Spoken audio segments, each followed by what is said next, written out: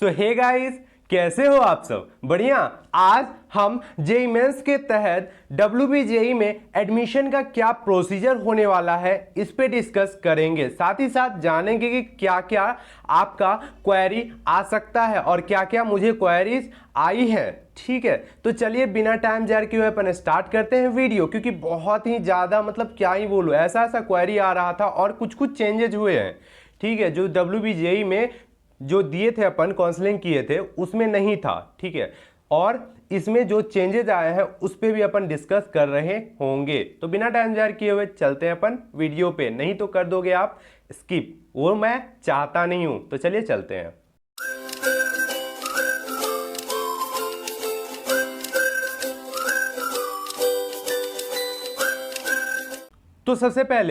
तो सबसे पहले अपन जान लेते हैं कि कौन कौन इसमें ले सकता है पार्टिसिपेट। कौन कौन ले सकता है भैया?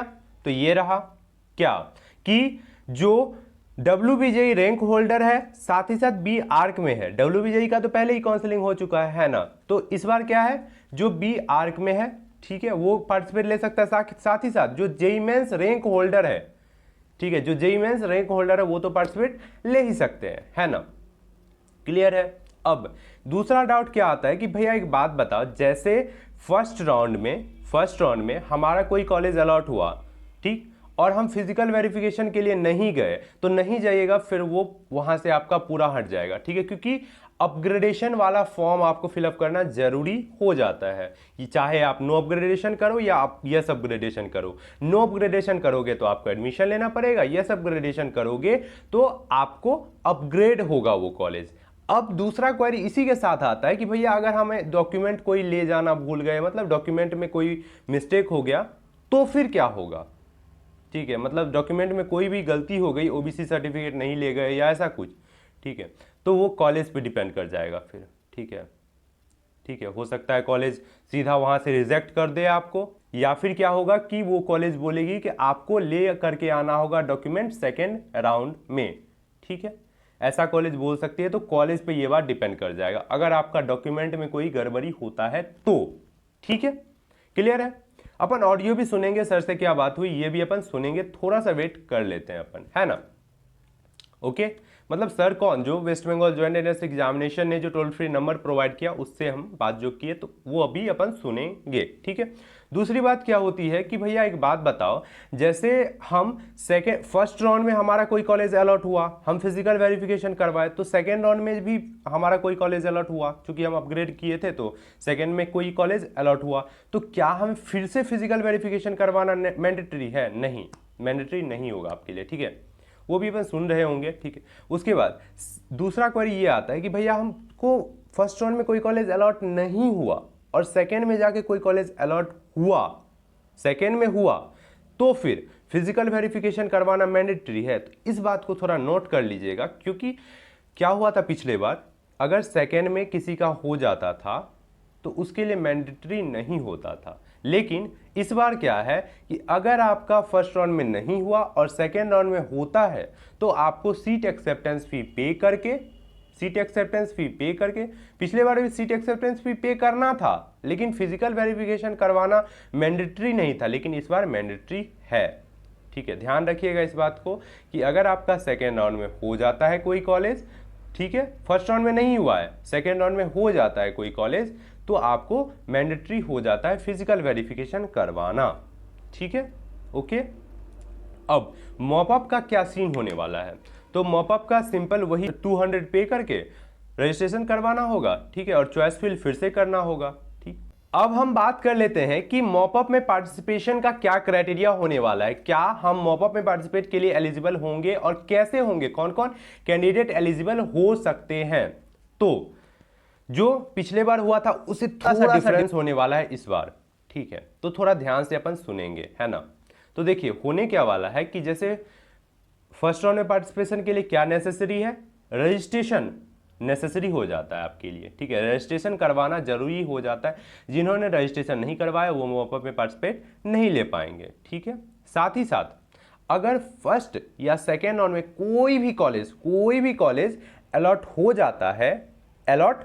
जाता है तो अपग्रेडेशन के लिए आपको ये फिजिकल वेरिफिकेशन, जो भी कॉलेज अलॉट होगा उसमें फिजिकल वेरिफिकेशन करवाना मैंडेटरी हो जाता है, चाहे आपको फर्स्ट में अलॉट हो या सेकेंड में जाके अलॉट हुआ। मतलब फर्स्ट में अलॉट नहीं हुआ, सेकेंड में जाके अलॉट हुआ, तो फिजिकल वेरिफिकेशन मैंडेटरी हो जाता है, ठीक है, मॉपअप में पार्टिसिपेट लेने के लिए। बात समझ में आ रही है? ओके, क्लियर है?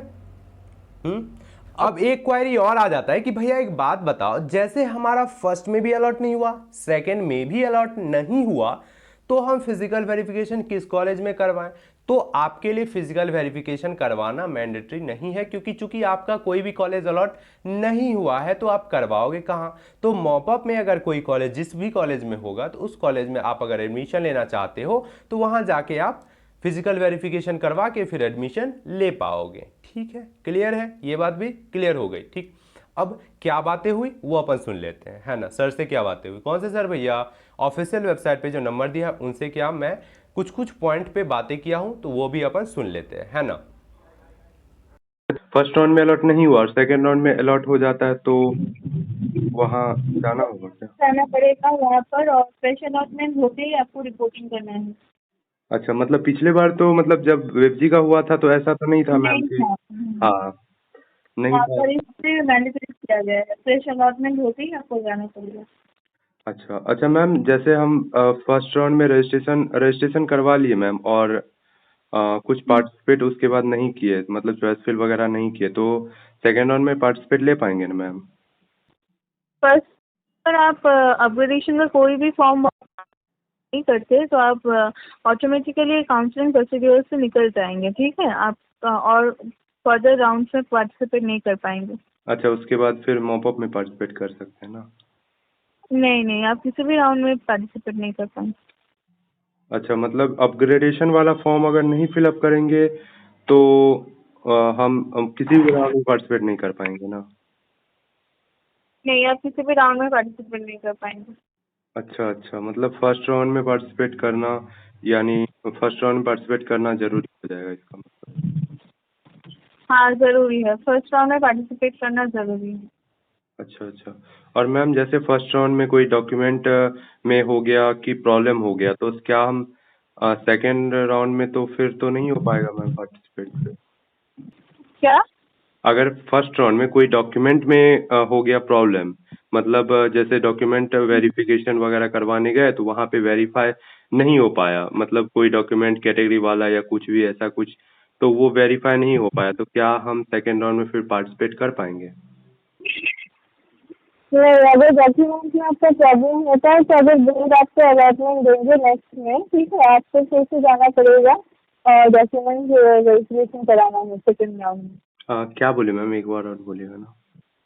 देखिए सर, वहाँ पर लिखा हुआ है कि candidates allotment in round 1 was cancel during document verification, ठीक है। अगर आपका डॉक्यूमेंट वेरिफिकेशन के दौरान अगर होता है कि आपका डॉक्यूमेंट कैंसिल, हाँ मैम। अगर आप फिर से जो कॉलेज आपको मिलेगा, अगर आप सेकेंड राउंड या थर्ड में जो कॉलेज आपको मिलेगा, आप अगर आप नहीं जाते हैं आपके डॉक्यूमेंट्स लेकर, तो आप काउंसलिंग प्रोसीड्योर से बाहर निकल जाएंगे। अच्छा अच्छा अच्छा। नहीं मैम, अगर जाते हैं लेकिन डॉक्यूमेंट में थोड़ा गड़बड़ी हो जाता है तो क्या हम पार्टिसिपेट ले पाएंगे मैम? हाँ, अगर वो बोर्ड का डिसीजन होगा सर, ठीक है। अच्छा, बोर्ड तो का। बोर्ड आपको अगर सेकेंड अलॉटमेंट देते हैं तो आपको तब जाकर उस कॉलेज में वेरिफिकेशन करवाना है। अच्छा अच्छा अच्छा।